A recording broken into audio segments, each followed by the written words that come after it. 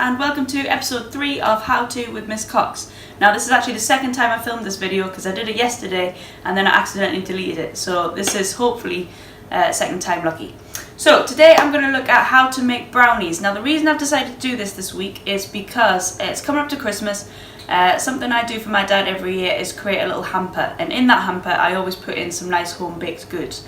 The reason I do it is because it's cheap, it looks really nice, and it's something that obviously everyone enjoys because everyone loves a bit of baked goods. So today this week we're going to do how to make brownies, and hopefully my form class you shall be enjoying some of these brownies as you watch this video and see how they were made. So if you stick with me for the next sort of 10 minutes then you should be able to see how to make brownies and we can go from there.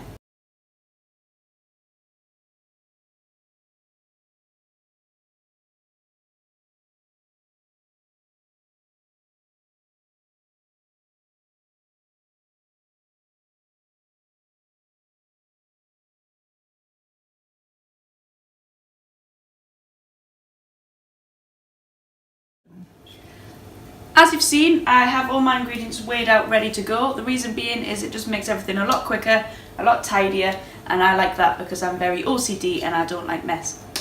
So first thing I'm going to do is take my chocolate and I'm going to melt the chocolate, okay? And I'm going to do that over what we call a bain-marie, which is hot water, okay? So it means that the actual food doesn't touch the water, it is in sort of another container but is heated by the heat from the water.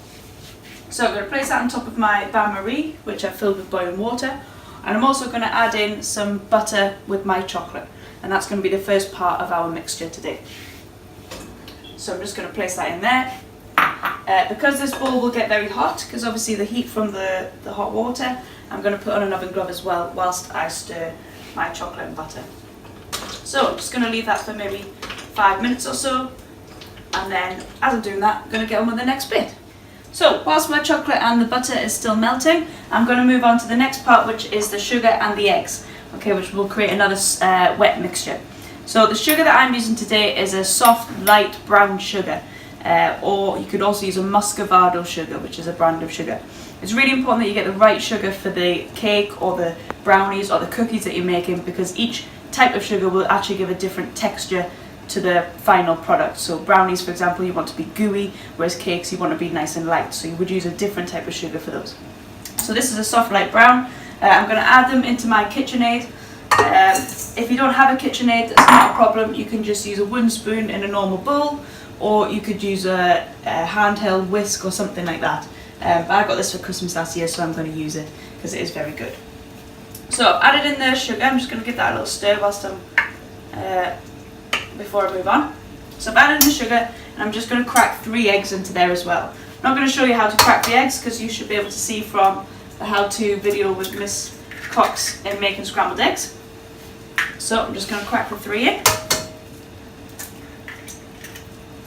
And I'm using a beater today, which simulates sort of a wooden spoon action, but you can get whisk attachments and lots of different attachments as well. So, but this one is more like a wooden spoon than anything else.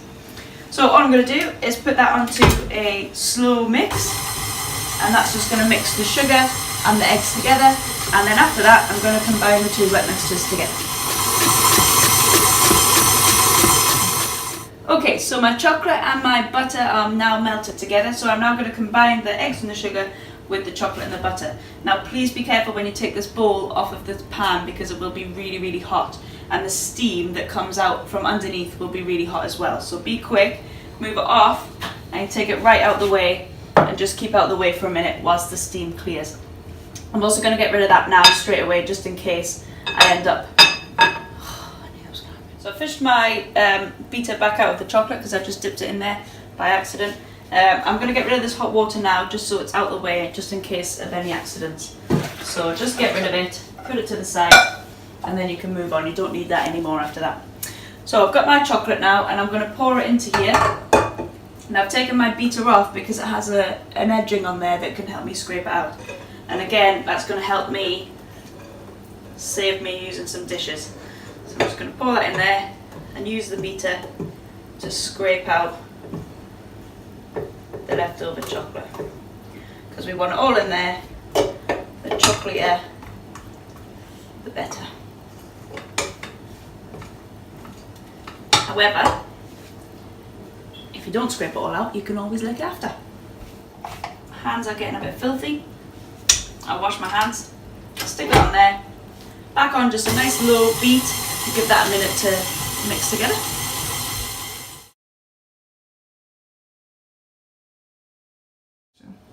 So my chocolate, my butter, my eggs and my sugar is now combined, and all I'm going to do now is add in my dry ingredients. After that, we're finished and we're ready to bake. So we've got plain flour, not self-raising, really important, and we've got some cocoa powder as well. So all I'm going to do, add them in there. I don't really even sieve mine, I don't think it's really important. As long as you get a good mix on it afterwards, it shouldn't really matter if you've sieved it or not. So again, last thing, I'm just going to put that on. Nice and slow. You want to come a little bit closer, we can have a little look at this mixing together. So you should see now that it's all starting to combine, and it looks like that gooey texture that we want with brownies, okay? It looks gooey before you even get in the oven, that's what we want. Nice and shiny and nice and thick as well. I'm also going to add in just some chocolate chips now, and this is going to give us a triple chocolate, double chocolate mix there. So it's nice and combined. I've saved some chocolate chips for afterwards because we're going to use those on the top as well. Now we have our brownie mixture combined and ready to put in the oven.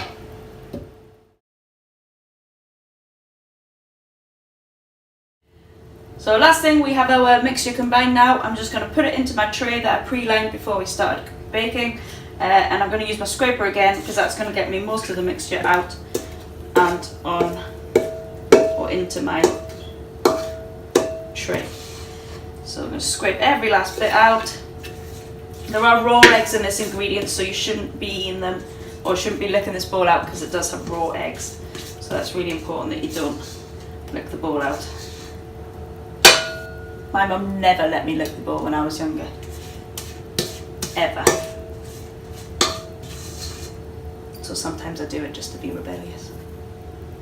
Okay, so that's that done. We've got our mixture here. So at this point you can add anything to it really. You could add peanut butter, you could put in Oreos, you could put in Maltesers, anything you want really, just to make it something different. I usually like white chocolate and raspberry. I haven't got any white chocolates. I haven't got any raspberries. So all I'm going to do is just place some of these white chocolate bits like this.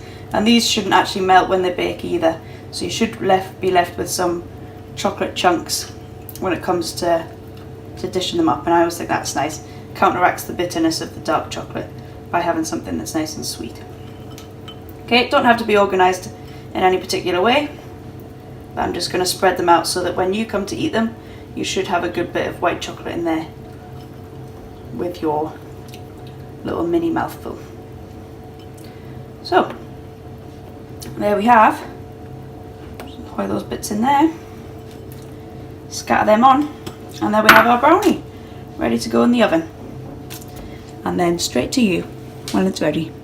So here we have our final brownie ready to just go in the oven. Whilst I've been making this, I have preheated the oven to 175 degrees.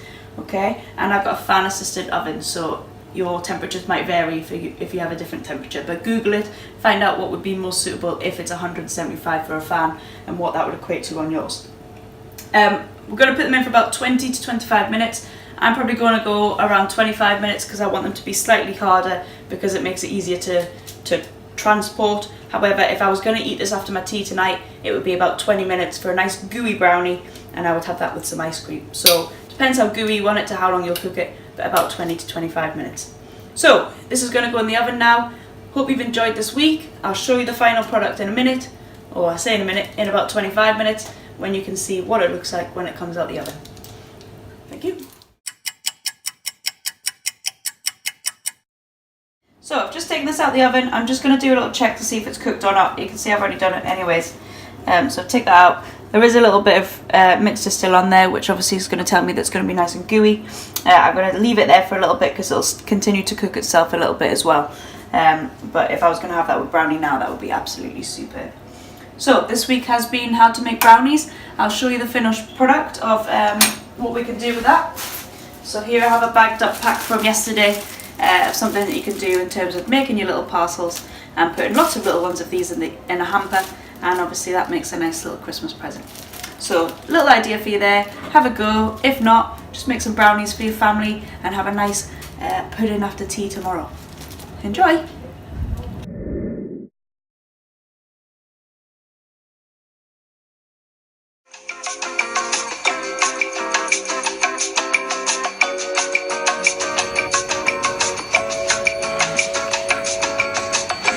So my eggs, my sugar, my